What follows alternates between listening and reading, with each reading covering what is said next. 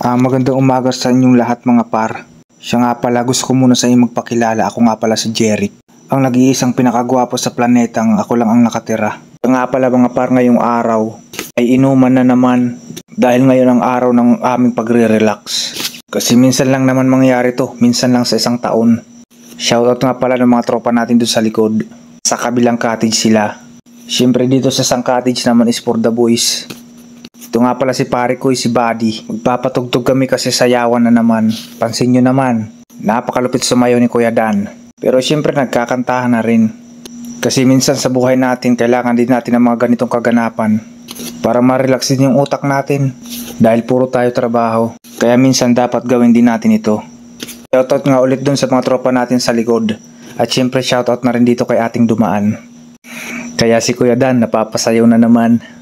Kasi hindi ganito kasi yan, masaya kasi siya. Shoutout nga pala dito sa mga tropa natin mga gwapo. So dahil puro inuman ngayon ang ganap, kaya yung iba namin mga kasamahan ay talagang magsha-shutdown na. Tignan mo naman si Kuya Dan. Parang shutdown na siya. Pero ako shutdown na rin, shutdown na sa pulutan. Pati si Umar, mukhang may nakita na naman. Kaya dito medyo mainit na mga par, kaya lilipat kami ng location. Andito na kami ngayon sa Dalampasigan. Mas maganda ang vibe dito dahil napakaganda ng tanawin. Hindi lang basta mga tanawin kundi mga kakaibang tanawin. Siyempre naman tuwang-tuwa kami dito dahil iba't ibang tanawin ang aming nakikita.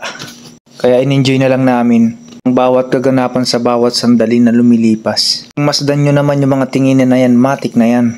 Kaya siyempre dito na rin kami nagtagay. Dito namin pinagpatuloy, kaya yung iba naming mga par talagang malalakas na yung tama. May mga umiiyak na nga. Parang ganito kay Gar. Nagdadrama na naman. Pero napakalupit dahil hanggang dito na lang. At kami ay magbababad muna. Para mas lumitaw ang aming pagiging guwapo mga par. Ha? Hotdog!